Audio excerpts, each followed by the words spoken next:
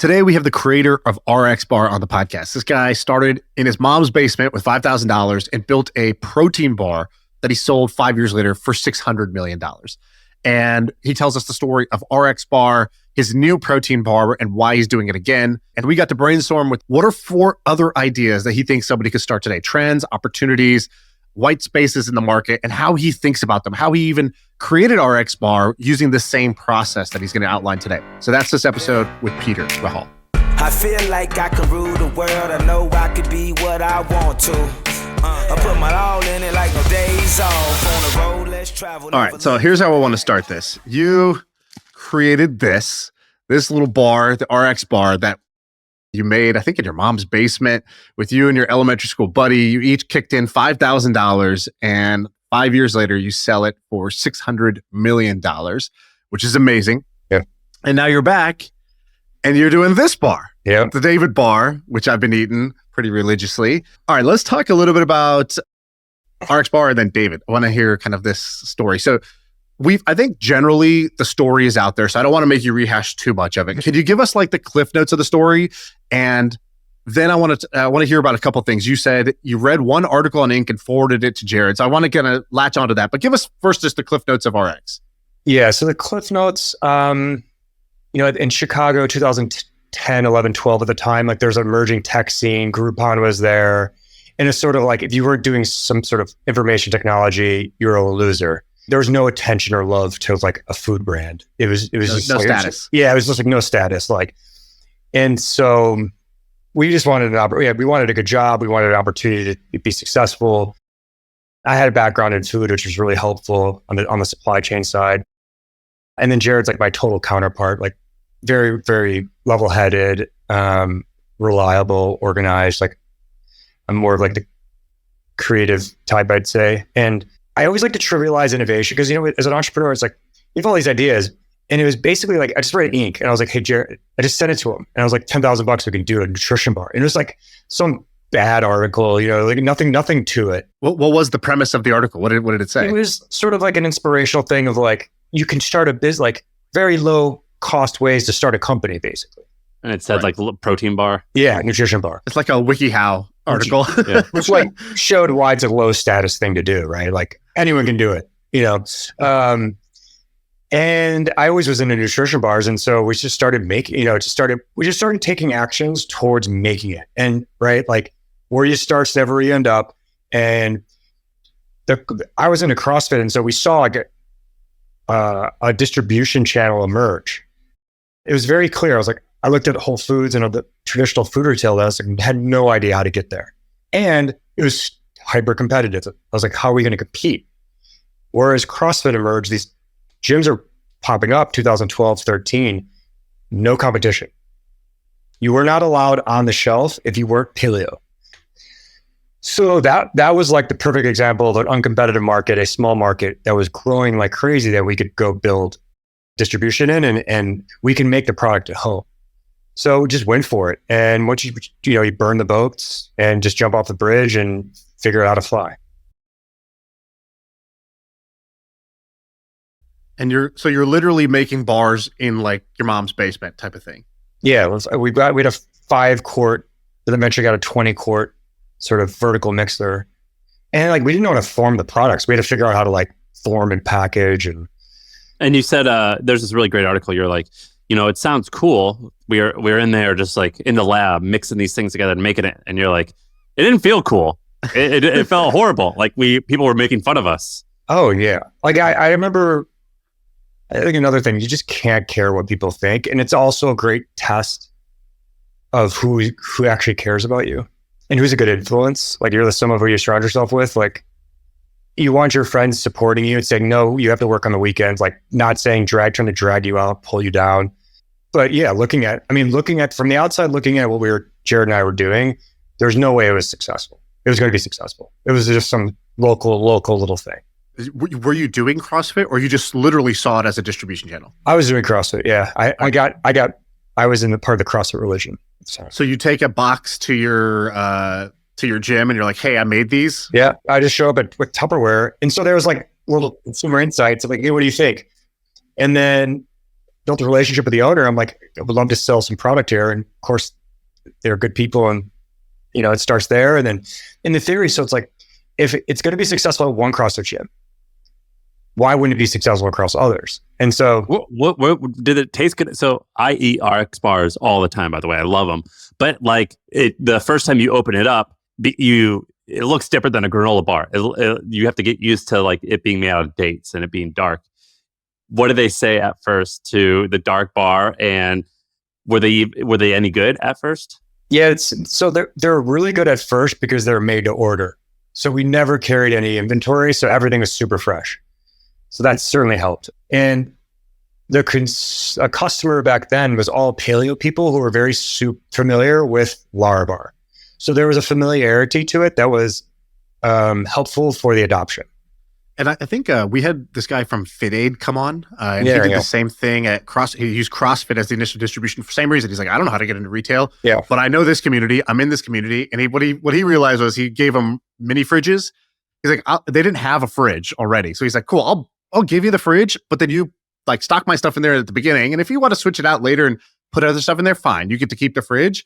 But sure enough, they just like kept it going. And he used CrossFit to get to like, I don't know, $20-30 million a year in sales, with CrossFit as the main engine at the time. And same for us. And then we merchandised on top of his refrigerators. That's great. So you go and you're like, if this works at one, it'll work at many. Then what? You're just knocking on doors every day. Like, what was your schedule? What was your life like? We wanted to get data on convenience stores, grocery stores, other places of distribution that are to get an understanding. And so we tested at all those other areas where more like normal markets where there's regular competition, and the brand didn't work. So like velocities at a CrossFit gym would be maybe 80 bars a week, whereas the convenience store and the local grocery store was like 1 or 4 a week.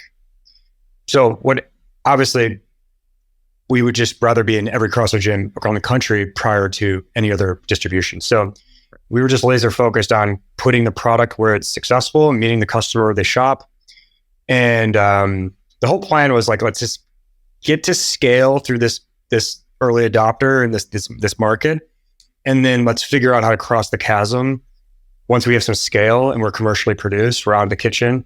And so that was the plan. So like be the bar of CrossFit, get some scale, and then figure out how to cross the chasm once we're close to that size. I kind of triangulated a bunch of articles, and like your revenue was like something like $2 million a year, and then like $7 million, and then like $160 million or something like ridiculous like that. Is that accurate? And if that is accurate, I think that coincides with like the rebrand, making your rebrand or your new labels the greatest value creation like to ever exist. The best use of designers. Yeah, absolutely.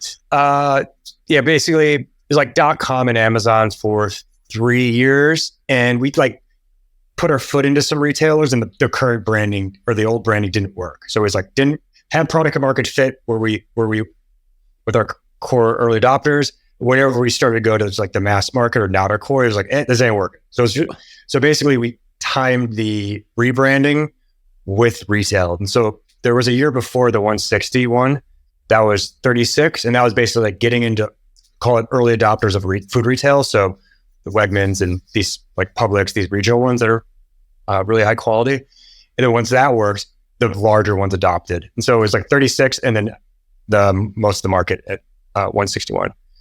So 7, 36, 161. That's insane. Well, the most insane thing is actually like just way we used profitable sales to finance the growth. Like there wasn't a big equity check that came in that financed inventory.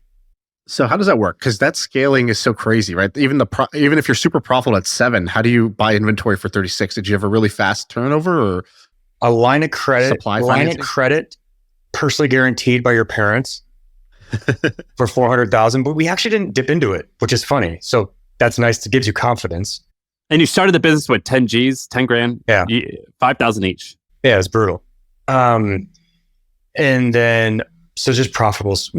.com. They give you cash, you ship product, so the cycle is much better. And then like it goes back to like sales cures all, right? We talked a little bit about the rebrand before, but who did that? You did that? You hired an agency to do that? Like, what was the genius behind that rebrand? Because this stood out to me, from moment one, and it sounds like I'm not alone, that this helped like explode sales in outside of CrossFit. Yeah. So we hired an agency called Scott and Victor, very talented brand strategist. But I think something I want to mention that's really, really important, that because I get people coming to me want to do rebrands all the time, and they're so fixated on the agency that they think the agency comes in and does it. But really the responsibility and accountability goes on the brand owner to articulate the problem to solve and to communicate it in a brief for the assignment for the creative to figure out how to solve the problem. What did you write in that brief? So like the output of our design is very simple. Like we had a name problem. RX meant prescription in the mass market, but in CrossFit, it meant doing something of a high standard. So in the language, in the culture of CrossFit, doing something RX, it was the language. So if you did a workout, the first question you get is like, did you do it RX? And so it had a different meaning in this culture than it did the normal American culture. So that was a problem, name problem. And then it was very clear RX meant nothing and it wasn't a valuable name. You remembered it, which is nice, but it was a source of confusion. Okay, so you pull that through to the design, it's the logo and name is very small. So we minimized it.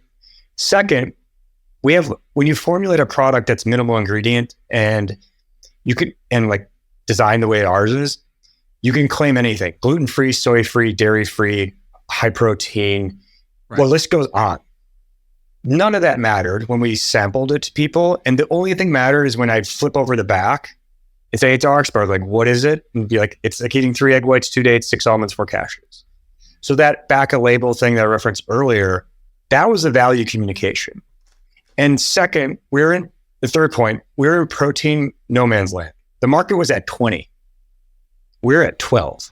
Grams of protein you're talking about. Yeah. So we're kind of like, for protein people, they're like, it's not enough. But if you just lead with egg whites, so 3 egg whites is the first thing, that's like our hierarchies, actually 3 egg whites. And so that creates a lot of consumer surplus because when you go shopping at a cafe for breakfast and you get egg whites, you get charged a premium.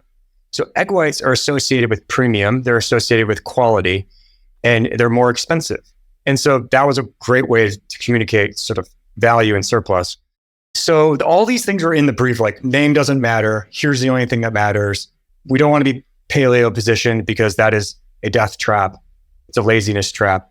And so all those factors are laid out in a brief, and then the designer really extracts, synthesizes, and pulls that out. And they're not just a designer, they're like a brand strategist. So it's very important for like any entrepreneur. Like it's not just, you got to do the work and actually define the problems, and then you bring in an agency. You now you have this thing, which I feel like you did an amazing job on the brand. I think we talked about this on the pod. We're like, dude, did you see the RX guy? He's back. He's got this new bar. Love the name. Love the branding right off the bat. Can I read out some of these, some of the lines from his site, Shaan? Copywriting on the site. Yeah, do it. It's beautiful. Your new thing is a protein bar. And the whole shtick is that like Quest, which is like a leading protein bar, is only 20 grams of protein, but 150 calories. You're roughly 150 calories and like 26 or 27 grams of protein. And so the copywriting on the website is beautiful. It says, the genius of a product is it has the protein of a meal, but the calories of a snack. We thank our predecessors in the protein industry, but we'll take it from here. Meet David, your protein bar, idealized. I saw the angel in marble and carved it until I set him free. All these are all like Instagram quotes or copy on the website. Be beautiful. Protein is essential to maintaining your skin's firmness and elasticity in hair and scalp and nail health. It participates in practically every process of a cell in your body. So you're explaining how important the protein is. But then you have this one line where it's you like have this graph on your website where you say how many grams of protein per calorie, and you include Quest and Luna, I think, and a couple others, or Laura Bar, something like that. But then you even include cod, which I thought is ridiculous. Because when I saw that graph, I was like, wait, you're telling me that David is even more protein dense per calorie than cod? And so it's quite good. Oh, here's the part that I love. You say, we are a company that is here to make your bodies better. We're going to give you protein. And it just so happens some of our products might be edible, but some in the future may not be. We focus on we build tools to help you increase muscle and decrease fat.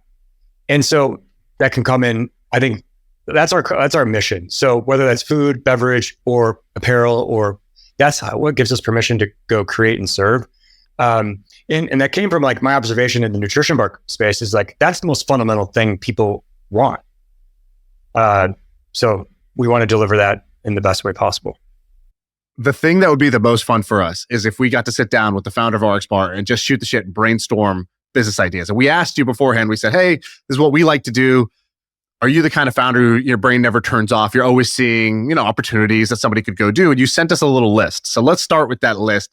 And I think the fun way to do this is I'll just read the name of the thing you wrote. You didn't give us any details. And you kind of pitch the idea of what you see as a potential opportunity here. So idea 1, vasodilator. Yes. Okay. So I think history is really important to study in business. Like I think it doesn't get enough credit to like look for the patterns in history. And so for this one, in 2003, 4, and 5, I was in high school. This product called NO2 came to market, and it just blew up the supplement industry in a good way. Pre-workout, right? Yeah, it was like they're saying you got these like big pump. Was that like NO Explode? That turned into NO Explode. Me and Arie were just talking about it. She said she likes drinking pre-workout, and I remember the days of taking that, and it would like make me NO explode out my butt. Like it was like it was like the worst. It was like cocaine, except it would make you like diarrhea. Yeah. And so what happened is people started adding different features to it, but it has like having healthy blood flow is like really important. And if you look at the market today, it's like super, I call it like chains and gains, like screaming to not a sophisticated audience. Like it's just for pure gains. And so I would say there's probably an opportunity to sort of commercialize something on just the broader benefits of healthy blood flow. And, it's like, especially for men, like ED is a huge one. Like I think the positioning of the market, I think they're all very, very, very bodybuilding oriented. And I think there's one for like pedestrians. Did you remember the one, Shaan, the deer one? It's like deer antler. Bucked up. Yeah. Well, yeah, exactly. It's sort of like analogous to dick pills in gas stations versus like, Hims. Versus Hims. Yeah, exactly. There was a guy who came and spoke at one of Sam's conferences. He created, Sam, what's the guy's name? He created the Method soap, and then he's created the Band-Aid brand, and they created Ollie gummies or whatever, like vitamins. Yeah. Eric Ryan. That's the guy. He's created 3 brands that are all like big in Target, different categories. And he talked about, he goes, what I could do, I could just walk through like a store, like a Target or a grocery store. It's like, what are you looking for when you're walking through those aisles? He goes, I'm looking for a sea of sameness. Yeah. And anytime I see a category at a shelf where they're all positioning, or they're all chasing the same target, or they're all positioned the same way. So for example, he said Band-Aids. Band-Aids were all sort of boring, neutral, try to be the color of your skin, blah, blah, blah. So they made a Band-Aid brand that was the opposite, was like very loud. Badge of honor for a boo-boo, right? Or vitamins looked a certain way. They came in and tried to do it differently. Yeah. So do you have a similar sort of philosophy where you see, let's say, these vasodilators, like they're all broed out, and you're like, if I just reposition the same product, I would have a new audience? Yeah, like I think Eric's strategy is very much design oriented, like differentiation through design, and that's like looking for. I don't have a clear of a strategy.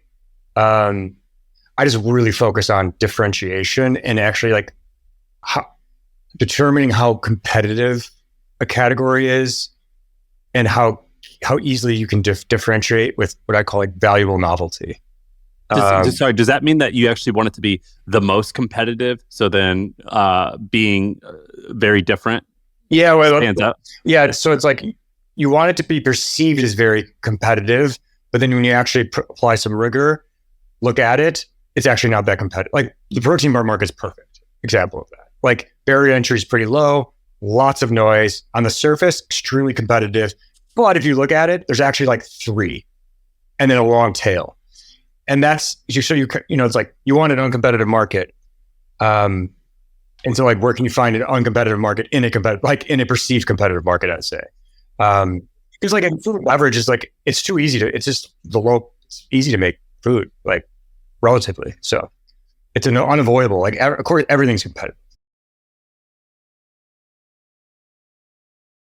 Yeah, it's like Peter Thiel. Peter Thiel talks about for the best investments are ones that seem like bad investments, but are actually good investments. And the things that seem like good investments, but actually are good investments, the returns aren't even there. So you need that you need to be counter consensus, meaning you need to find something that looks one way, but is actually another. So you're saying looks super competitive, but when you sort of break it down, you realize actually there's a pretty big opportunity that it's not as competitive as it looks on the surface. Yeah, I mean, yeah, exactly. And it's as simple as like people will come to me, oh, protein bars are so competitive.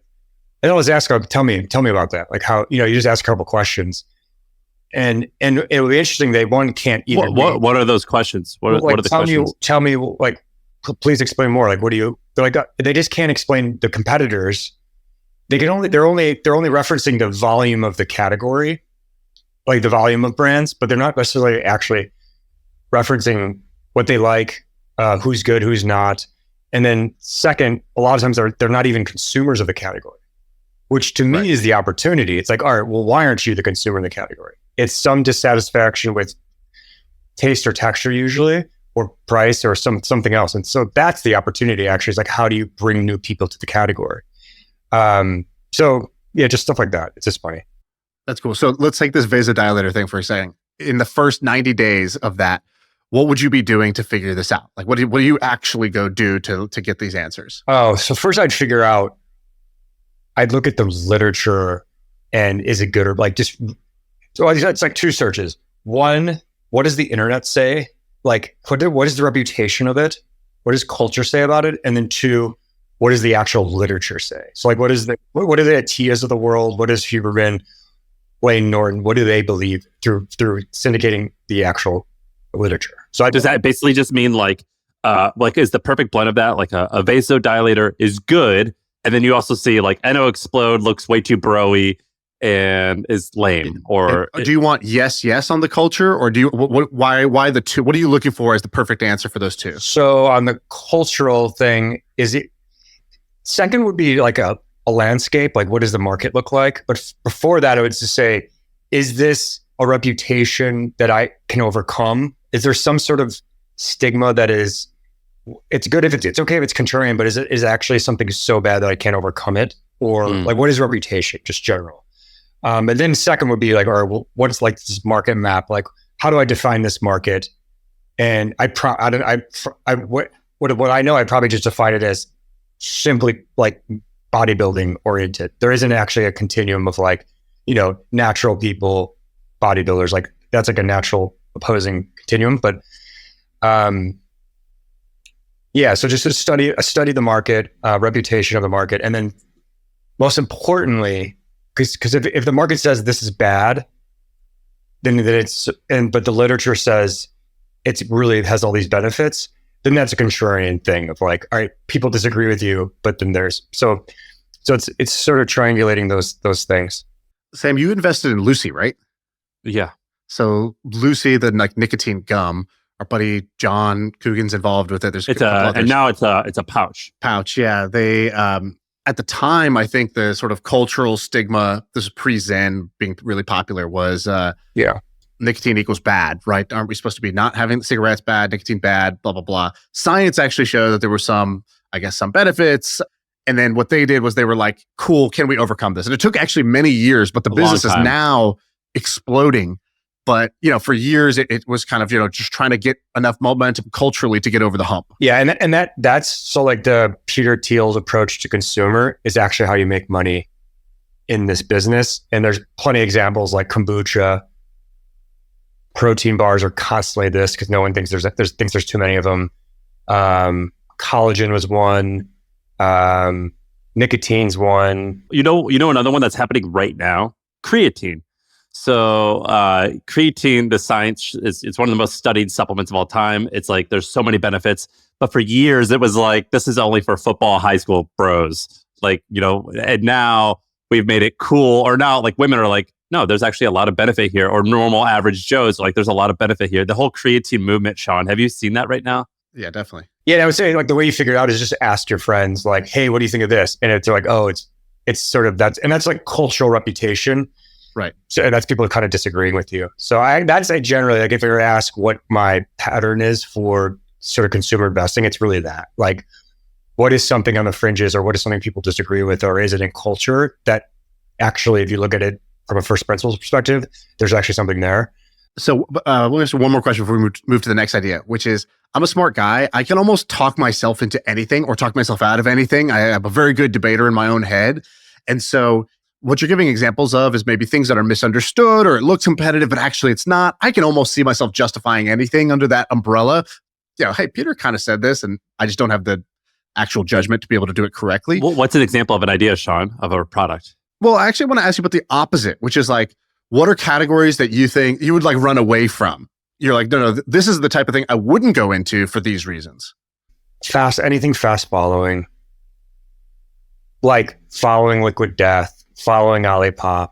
No, you got to be the first one in the controversial, disagreeable thing. You can't, Yeah, because you're trying to win big. And I think I read something the other day, like in the AI category that Sequoia was talking about. They're like, if you just study all markets, the market leader, so whoever becomes number one of a new category will take something like 75% of all the profits, 50% of all the revenues, and whatever. It's just like the spoils really do go to the winner if you're trying to win the biggest. Yeah, and I think if you look at the history, and this is why I think history is something I just like think is so important in studying consumer. Like that would be true with that would be true with kombucha, collagen market, these sort of big breakthrough new markets that emerge. Like the first one to do it well takes all the profits. Are you when you say you're studying history, what does that mean? Like you're reading biographies, you're looking at old financial statements. What are you doing? It might be like one would be looking through your phone at the old category. So like what did photos of the category look like in 2012? But for me, it's my own just experience going through it and remembering, the different trends, the different new products that, and just keeping that recollection of that. And I think it just isn't talked about when I see people starting consumer brands. It's kind of like, oh, here's today, here's the future. It's just such an important piece of like in the equation of whether this is going to work or not. But yeah, there's no one writing books on this stuff and no one cares. Yeah. So it's really, you have to piece together your own history. Piece it together and yeah. All right, let's go to idea number 2. I don't even know what this means. Night occasion in general. I don't know. Is that an idea? What is that? Okay. So again, I view myself as like an anthropologist. So if you look at the morning occasion, it is very fixed, right? It's all around coffee, waking up, sunlight. Sunlight observation is a new one. I think Huber Red's a big change culture in that way. So circadian rhythm, taking supplements, maybe, or morning pills, whatever rituals there are. The morning occasion is kind of like clear in terms of like what products or services are there. And so sleep hygiene and the sleep occasion is something that it's become very clear that's super important. And if you look at that, to me, it's a wide open, like there isn't a coffee of the sleep occasion. At night, you have what, like magnesium maybe or something like that, right? It's like one maybe cat product. Yeah, no one's owning it. Right now, you brush your teeth, right? So there's like Colgate's got it. But like there is a huge opportunity to sort of be the brand for that occasion. There's some obstacles, obviously, but to me, that's like if I'm an entrepreneur, I'm really studying that. That's a strange insight to have. What made you get to that conclusion? You just got to think about everything's occasion based, right? Like the best example is like champagne dominates a celebration occasion. Outside of that, it's a terrible product, right? Or for RX bar, it's like I'm driving somewhere. I'm going to a gas station and I want to get something healthy. Yeah, like RX bar was obviously on the go. It was a big occasion, but to be honest, it was egg. It was because of the egg whites. There was some signals. It was breakfast. It was sort of like a great fast breakfast. When I think about like everyone's talking about sleep. You have 8 Sleep, you have all these brands kind of getting there, but on the consumers, like the food or beverage or supplement side, there's all these like sleep packs, things, but like the real opportunity is like, how do you be the coffee of fucking sleep? And that's where I would spend time. Coffee's the best drug. It's the biggest drug. So is there something like that? There's some brands working on it, but that I think there's which promising ones? There's one called, Moon Brew. There's one called Beam. I use both of them. One has melatonin, one doesn't. That's the big controversial one. Melatonin is actually melatonin is actually something that could be contrarian. People say it's bad for you. It's habit forming. It's exogenous hormone. But then there's also literature that's high in antioxidants too. Those are good. But me and my fiance, we find ourselves having this this beverage at a small dose before bed, and it's like a nice ritual. Yeah, I think that's brilliant. Actually, basically like looking at moments and looking for openings. There's a Chinese company. I think it was ByteDance, the company that owns TikTok. Maybe it was the one that owns WeChat. I'm not sure, but they at their annual meeting, I remember going and watching their annual meeting, which was weird because it's all in Mandarin. I don't speak Mandarin, but I'm like sitting there trying to translate these slides because I was like, I want to learn from where other people are not learning from to try to see if there's any alpha there. And one of the key interesting things was their opening slide was all of the moments of the day, like so a 24-hour cycle broken into 15-minute intervals. And what they did was they were like, we want to have a product or an app for every moment of your day. Interesting. This is like totally dominating philosophy. That's like insane. American companies, you couldn't come out and say it, but like obviously Zuck probably feels the same way. Yeah. But they were like, you're in line for coffee. What's the inline coffee app? Like we need an app that is designed to be awesome for that moment. Okay, now you have an hour in bed scrolling at night. What do we have for that? That's like the TikTok app where you're just going to infinitely swipe and be amused. And so seeing them think that way, I was like, oh, wow. And then that creates white spaces. So you say, oh, you might think photos is a crowded category. Like it seemed like photos was dominated by Facebook and Instagram. And then Snapchat came out, was like, oh, we'll use photos for messaging and instead of photos for memories. And the way they just looked at it with a different lens, suddenly photos was totally a wide open, multi-billion-dollar opportunity that you had to look at it in some other angle in order to see it. Yeah, and I would just emphasize like the consumer is all that matters, and so putting yourself and empathizing and going through that is it's where it all starts, in my view. Yeah, I like that. Do you also look for like product inspiration from other places? Like I know some people that do CPG that they're like, they travel a bunch or they'll be like, oh yeah, in Thailand, they drink this. What is this? Well, if we just take this and now we wrap it in a new label that's like American friendly, we might be able to have a product here. So like basically you want to consume as much information, collect as many dots so you can connect the dots at some point. And the best example is like I had an internship in Belgium and we supplied Innocent Beverage, which is a smoothie company, and in their label the innovative thing they did is they would and their ingredient statement would be like 1 apple, 1 banana, and half a lemon or a pinch of lemon.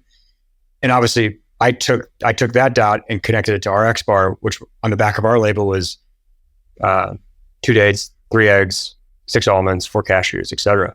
But that insight was from just purely observing different markets and different brands, and different forms. You're just like journaling or to keep track of these, or it's all just in your head? It's in the way. Yeah, it's just in the way. All right, let's finish up these ideas. I want to ask you about the bar businesses. All right, so idea number 3, continuous testosterone monitor. This is pretty fascinating. Oh yeah. I think the American male cares so much about testosterone. And I don't know if this is feasible. I mean, we do blood tests. So, and I actually like looked into this for like 10 minutes. But if you were to have some way to measure testosterone or some broader hormones in a continuous way, so like when you wake up, you monitor it, like I think there's a lot of demand for that. And I think the American male would love that. Sam, you're the American male. What are your T levels right now? Dude, I want to know my T 24/7. Are you 400? Where are you at? Is it higher than your math SAT score was, or that's the test? I don't even. What's the SAT out of? I don't even know. What? You don't get yours checked, Shaan? I've never got. I don't think. Maybe I got it checked once. I don't think I've ever really. I definitely am not the typical American male. Wait, Peter, do you get yours checked? Yeah, I do it quarterly. Do you have? By the way, I'm an investor, or am an investor in that thing called Levels, which is like a continuous glucose monitor. And like, everyone has to figure this out. And if you do figure it out, it's pretty awesome. But do you have some like, because you're friends with like, I think Peter Tia is one of your investors, because you're a young rich guy in the health space. Do you have some crazy Brian Johnson setup where you have someone measuring your nighttime erections and all this crazy stuff? No, I've gone from like getting close to being obsessive about measuring everything to just now I'm like totally over. It's like so easy to overdo it. My routine is I'm currently off supplements right now. I just want to get a baseline of my blood markers. I test it quarterly. And then normally I take supplements in the AM and PM. I think culture's going that way. This is my prediction for 2025, which is that I think everybody got really inspired and sort of overanalyzed everything through Huberman and Brian Johnson. I love those guys, but I think the average person, it's way too much work for way too little payoff. And we all kind of know the sort of core 4 or 5 things you should do, and most people don't even do those. And so without doing the basic fundamentals, like none of the rest really matters. The sort of fine tune optimizing. And so I think there's going to be a giant retreat back to simplicity and basics for like health craze. So for the listener, Brian Johnson is like a tech billionaire who, like, the headline is he spends $2 million a year on his health to live forever, whatever. He's got this thing called the Rejuvenation Olympics, where you can get your blood work done and it ranks you like on amongst tens of other thousands of people to let you know like how good your blood work is and how long you're going to live, whatever. There is this woman in the Wall Street Journal. She was like a substitute teacher, and she's like says her income. She's like, I make like $50,000 a year, and I just go for walks and I eat healthy. And she was number 1 on the list, and like Brian Johnson was like number 6. And it was pretty funny that all these guys are dedicating their lives and all their resources. It's just bingo night that you need with the community. Yeah, and I think it actually causes like emotional regulation, and not being stressed or anxious is probably more important than like obsessing about some other stuff. So exactly. All right, let's do the most exciting idea you have on this list. New religion. Talk to me. I'm ready. Preach.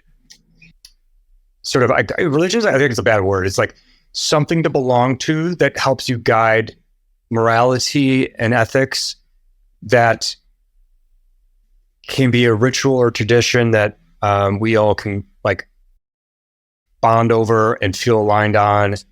My hypothesis is that there's no money to make in religion. So no one joins, no talent, no good leader joins the church. And therefore it hasn't been innovating at all. And therefore, so the economics aren't there for a priest. And so therefore there's no innovation, and there's a desperate need for innovation. And then second, like no one wants to be Jesus, and someone has to be Jesus. That's why I think why we are where we are at right now. So if someone wants to be Jesus, I think there's a real opportunity to, Have you guys ever gone to a Shabbat? No, something like that. Dude, it's the shit. It's the best. Shabbat is the shit. I love it. It's like basically a Friday meal where you don't use cell phones and you tell everyone how much you love each other. Yeah. And like Saturday, I'm not working, like forced. And I just think that's pretty obvious. We want that.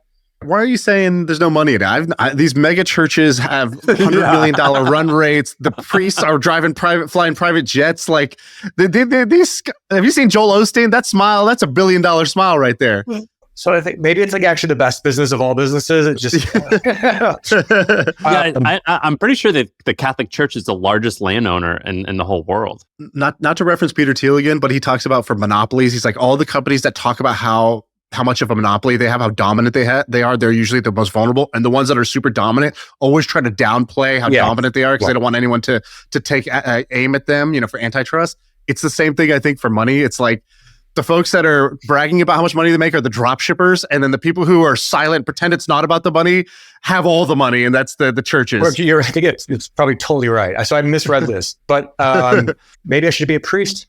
Well, I've thought about this a bunch of ways. I think you can either unbundle it. So, one strategy for business is unbundle things. So take things that come in a bundle. So you get God and a higher power. You're going to get community and a Sunday ritual. And then you're going to get an operating philosophy for life. And so that's the current religion bundle. And then you see things like, look at the NFL every Sunday. Look at Soul Cycle. Look at these things where it's like, oh, they have 2 other components, but not the other 3, right? But then there's Tony Robbins. He'll maybe give you the operating philosophy without God. And for me, for example, that resonated. I was like, cool, I want this without but I'd like to be in charge of it and not sort of say it's somebody else that's deciding my fate. And so I think some people have unbundled this, but it would be very interesting to see somebody actually try to provide a new bundle. And I think you could really just like, it's a first principles approach, but like across the different domains of life, like who's got it right? Like the Buddhists have got stuff right. The Jews have got stuff right. I'm sure Islam's got stuff right. Christianity too. And just sort of built like sort of look at it from that perspective, I bet you'd come up with something great. You actually have it appears to be a fairly academic point of view when it comes to operating a business. And I think that that's actually pretty cool, because I think it's considered like cool to not care, or like, I'm just going to follow my gut, which I tend to fall in that category. But to hear your kind of academic point of view, I actually think it's pretty neat. Thank you. I wouldn't call it that, but I guess maybe from where you're, yeah, I mean, it's like, I'm a terrible student, but I study a lot. What does that mean? I was like literally a terrible student, but I do, like, all I do is my free time is study. Yeah, it's actually nice for me because I kind of, I do the same. And then sometimes I meet people who are 10 times more successful than me. And they're like, yeah, I don't even think about all that stuff. And I'm like, oh, wait, am I wasting my time? But you're like, oh yeah, we looked at this. It seemed like really good distribution. Or I really thought that, for the design agency, the inputs matter as much as the inputs will dictate the outputs. And so I was super clear on this. Whereas like, I think a lot of successful entrepreneurs just sort of hand wave. And I get the sense that it's not really as hand wavy as they think. And it either they're downplaying it or they're kind of like Michael Jordan. You're like, how do you shoot a jump shot? He's like, I don't know. I just do it. I don't really think too much. But I like that you're able to articulate some of these things, because at least for someone like me, that resonates, because that's how I think. So, it's I would perhaps say like they're not as introspective. They're probably not analyzing why they came up with what they came up, and they're just like, I think a lot of entrepreneurs are all about like charging forward and moving forward. I'm always sort of like looking back and studying the past of like, why did this work? Was it a framework? Can I come up with a framework? Was it a pattern? Well, let's do a little introspection on why do David? Because you've, on one hand, one way of looking at this is you've already beat this level of the video game. You created a protein bar, you won $600 million, you get the nice house in Miami, and it's all done, right? And of course, you could go back and do it again, but maybe like you should do a new thing. That would be one argument. Me and Sam have talked about this before. There's two, type 1, type 2 entrepreneurs. Type 1s are always looking for the variety, the next new thing. Even though they're most equipped to actually go do the thing that they know really well, they don't want to do it. And then there's other people we call speedrunners, this type 2, which is now that they feel like they have a new point of view, a new mastery of the game, they're really excited to go do it. This is just in their blood. It's in their DNA. They just want to go back to the same space. I don't know if it's as simple as that, but why did you decide to do it again? Yeah, so it was in process. So I had a non-compete, so that was a constraint. But then I wanted to actually prove to myself that I wasn't just a CPG entrepreneur, that I could go do this in other sort of industries. So I went to go explore different industries and try to and I kind of like started and stopped, and a lot of times. What sorts of stuff? Give us a sense. Like synthetic biology, I think is like fascinating. That's a perfect example. I was like, sounds like science fiction. Biotech is incredible. Like if we can actually control biology, like this would be an amazing thing. So I started studying it. And this is where I think like Elon's like not a good influence. Like I was like, oh, I can like learn anything. And then very quickly was like, I can't fucking learn this stuff. Like biology, these people like spend their whole careers learning this. And I was like, I'm not that smart. I can't learn new things. And I'm never going to start a business where I have to pick up the phone to fix a problem. Like if I don't have the competency to fix the problem or understand it, that's like a position I'll never want to be in. That was a bit of like self-awareness, call it a humbling moment. And then I spent some time, then I came back. And then when my non-compete came up, I was like, oh my God, I see it. Like I couldn't help but see like a vision of something to do. And so I was like, you know what? I'm okay with just being called a type 2. And I'm okay once I die, it just says like nose protein bar, like that's what I'm going for on my gravestone. That's okay. Like, and it goes back to like self-awareness. Like you got to do what you're good at. And like, one thing I've learned is like, as I gotten older, I'm 38 now. Like I do find it harder to learn new things. Like I'm a later adopter. Why do it again is like, I see a huge opportunity to grow the market, to delight customers, and it's fun. Are you calling the shots? Are you the CEO, and are you like a very hands-on CEO, or are you doing it? Are you chairman? No, I'm the CEO, and I'm in the office every day. I'm at manufacturing right now. I only have one way. When you have a 4-month-old kid, it sounds like you're gonna get married soon. you know, a lot of people in your position who I imagine you have roughly in the ballpark of 9 figures liquid. That's enough money for many generations. You have a new kid where you could be at home with them. Why do you even give a shit about starting this new thing? I think the idle mind's a devil's playground. But you've had an idle mind, no, for the past few years? Yeah, but I still made myself busy. But it was idle. It was idle relative to now. Yes, I just think it's dangerous. Like, I need to produce. I need to make stuff. I need stress. I need to be challenged. I need risk. I'm a way better man with responsibility. And then second, I want to make sure my son sees daddy working hard. I need to be a role model for him. I need to be in an office. I need to be sacrificing. And then like at a fundamental level, like as a human, I'm not happy if I'm not like risk on. I don't have responsibility. So does that mean you were kind of bummed out or like for the past few years? Yeah, I just was unfulfilled. Like I was just like, and like being an investor sucks. Yeah, dude, it's pretty boring, isn't it? Well, like the only good thing about it is you have more freedom of time and responsibility. Like that's the great thing about it. And I just don't actually like that. Have you ever seen this Reddit post by this guy, Jake, who started Movement Watches? No. They were one of the early D2C brands. They made a watch brand that got really big off of Instagram. And he wrote this thing on Reddit, which I think you would never expect this guy to be here, right? They sold it for, I think, $100 million. You would never expect him to just be lurking random, like beginner threads about entrepreneurship. And he wrote a thread that says, I sold my company for millions and I'm lost more than ever, 31 years old. He says it pretty openly. I sold my company Movement for a lot of money. I thought all my problems would be solved. It made my life really cushy and comfortable. I optimize for being as stress-free as possible. I play video games when I want. I wake up when I want. I have really no reason to get out of bed if I don't want to. I always thought this was the dream and I'd be happy forever until I wasn't. And I realized I'm in this incredibly unique situation. I want to share some things. And then I'll just fast forward. There's a bunch of stuff. He talks about, I've been separated from the company for 2 years. I'm 31, single. I never have to work again. I'm also lonelier than ever and deeply depressed. I really believe that we need purpose in our lives to be happy. For some, that's raising a family. Others, it's their career, blah, blah, blah. And then he goes to the bottom and he just says, we can plan and analyze forever, but here's the lessons. But there are lessons that are unknown until you start moving forward. You cannot live without struggle and pain. We either choose our struggle and pain or it will find us through depression and loneliness. I thought that was really powerful. Yeah, what he wrote. And my feedback to him would be like, you have to work. He said you don't have to work. Like you have to. Just not for money. It wasn't for money that you had to work. It was for yourself. Yeah. Just like you need to produce. I want to bring up this article that that got written about you. It was on Medium. You know what I'm talking about? Yeah, it was like a super sensationalized, terribly accurate, and she was just projecting.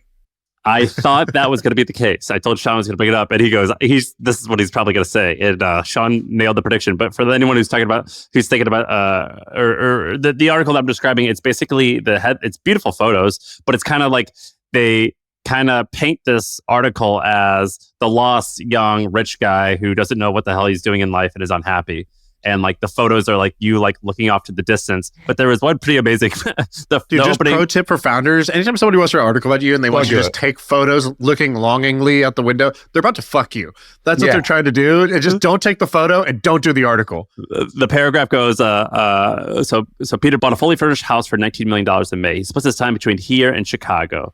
He chose Miami because there's no income taxes. He has a Ferrari and a Vespa parked in the driveway. A housekeeper who comes daily keeps the 7-bedroom spotless. The most are usually empty.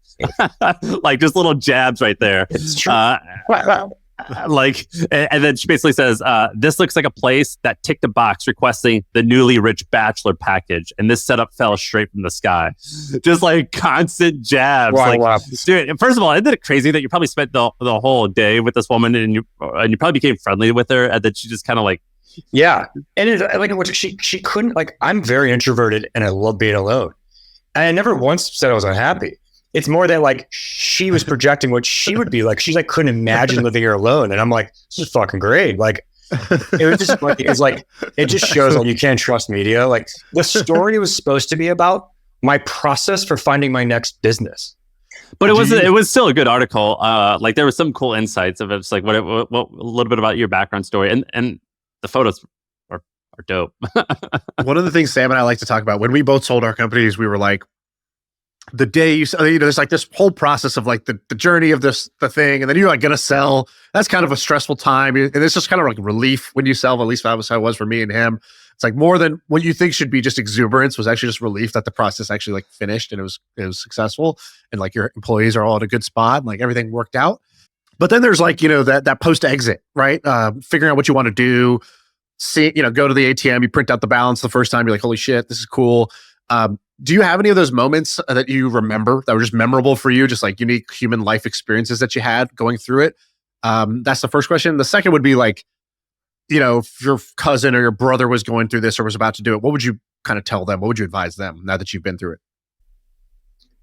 Yeah, I would say by going through the process, it took me a while to like actually comprehend the money. Had you taken money out of the business before that? No. So I went from basically like, $75K a year to just like really crazy money. So that process took me a while. And in general, like that's just like financial literacy. It's just not, I don't have a good instincts on it for some reason. So it took me about a year to like realize what it was. And then going through it, like, maybe it's like I had kind of like low self-esteem from being dyslexic, I think. So I didn't think I was great. You know what I mean? I just don't think I'm that special. And then I didn't realize like you just get treated differently. You also were living in maybe not the most friendly or not the most. Miami is not the best place to be, I think. Well, you could say it's the best place to be for the newly rich, or you could also say it could be a pretty bad place to live if you're newly rich and a young man who's single. Like you become a degen pretty easily. Yeah. If you don't have discipline, it's a really dangerous place. But it's actually a great place because there's a lot of high net worth people there that you actually can learn from. The issue with Miami is that there is no residue of the actual building. It's just the outcome. So you don't see the office, you don't hear the stories, you just see the outcome. And so it's a bunch of like, it's the byproduct of all of it. You don't see the process, any remnants of the process. And so that's what's dangerous about Miami. On wealth management, and I would just define the different sort of options. Like you can go with Goldman, they're going to fee you, they're going to make you feel good. Like, just go through sort of like how to manage this money, because that's what you need to get. You immediately need to figure out what to do and how to do it. And there's sort of like different categories and approaches based on your risk appetite or what you want to do. So that's what I wanted to help with. And I would help someone is like, here's how you should think about it. And here's how, like, help them not waste their time. All right. I want to ask you two questions. First one is real simple. How big can this be, David, as I'm 75% of the way through this bar right now? How big? So the market's, I think it's like a say $8 billion TAM, the protein subcategory. For me, the big exciting opportunity is to convert non-protein bar people and bring them into the category. So like just interviewing people, they'll often say, I'm not a protein bar consumer. So if we can achieve the mission of converting as many non-protein bar people into protein bar people, that would be huge. I see a clear path to $1 billion in sales, top line. Is that your threshold for success? That's a good question. Enterprise value, yeah, I would say, yeah, I would want $1 billion in top line. What's that worth? Depending on growth and EBITDA, you put a 3 or a 5 on it. I love how you don't shy away. We have a lot of people that come on this podcast that they want to win, and they want to win big, and they want money, and they want things, right? We all want things. And whenever Sam will ask a question like that of like, would anything less than that be like not a success for you or something like that? They'll like always go back to like what they think they're supposed to say. Oh, no, this doesn't define me. I'm as long as I wake up every day and my wife kisses me on the cheek, I'm good. And I love that you don't give a fuck. And I see that in a bunch of your quotes. We have this quote section. I just want you to react to some of these. My favorite, by the way, don't trust a guy who celebrates his birthday. Yeah, I know. He's coming through, but I'm not against it, but it's kind of true. You talked about how most people don't really experience any adversity. And you said, quote, most people are soft as baby shit. Expand on that. Yeah, I just think it's character shit. I think it's like anyone with really high character usually has some trauma in it. The trauma is relative. And if you haven't gone through trauma, it's fine. But just if you're just self-aware of it, like that's the first step. You do things now, even though your life could be very comfortable. You got a bunch of money. You could make your life as comfortable as you want it. Do you do things now that kind of voluntarily make your life less comfortable than you otherwise could? Without sounding like a rich asshole, like, no, I mean, I'm pretty. I like the rich asshole version like, of you. Feel free to sound like that. I don't know, it's like, he's like, I have one butler, not three now. Yeah, I know. It's tough out there. It's like, oh, I don't have nightmares. Like, that's such a, like, it sounds so terrible. No, I mean, so I think like being like physical exertion, doing physically things hard is the easiest way to do adversity. And that's why like you see a lot of people doing that. And so that's easy. But my company's a priority. And the first thing to go is my health. Like it's my company, my family. My family's probably more important now. But like, Toss up. My family's more important than my company and then me. And so my health is the first thing to fucking go. Is your new company in person or remote? What do you think? Yeah, I made the biggest mistake, dude. He's like, have you been listening? Yeah. I was hoping there was like a 3% chance. My company, we started it like kind of like right after COVID. I've made such a mistake, dude. We did remote and it's like an irreversible thing. Yeah, if you want a high performing company, if you want to win, you obviously have to do it. And the thing is like, my work's fun. So being in the office. Yeah, well, that's why I'm doing it. I don't care about the winning. It just is fun. It's fun to be around they become your friends. Oh, and that's the thing is like my social bucket is fulfilled through my work colleagues. Like, so I don't really socialize outside of my work. Yeah, I mean, I was in the same boat. You give someone a job, you're hired. Want to be friends? Yeah, my paid friends are the best friends I found. My W-2 friends are awesome. Yeah. It's fun. Well, dude, Peter, I know we're a little over time, so we'll let you go. But you're awesome. I really appreciate you coming on. I think your story's dope. I think you're very truthful and self-aware, and that's a pretty deadly combo. It's something, I think 2 virtues to strive for. And I think you have a hardcore approach to this at a time where it is unpopular to be hardcore. You almost have to apologize for like caring and trying and working and prioritizing stuff. I think there's a bunch of people who will listen to this that want that also and will feel more empowered to do it in the same way that you were saying, like Elon lets you think, wait, shit, can I do anything? Right? Like it gives you permission to like, to be the way you want to be. And I think you've done that today on this pod. So I appreciate you coming on. Thank you guys. I feel like I can rule the world. I know I could be what I want to. I put my all in it like no days off. On the road, let's travel, never looking back.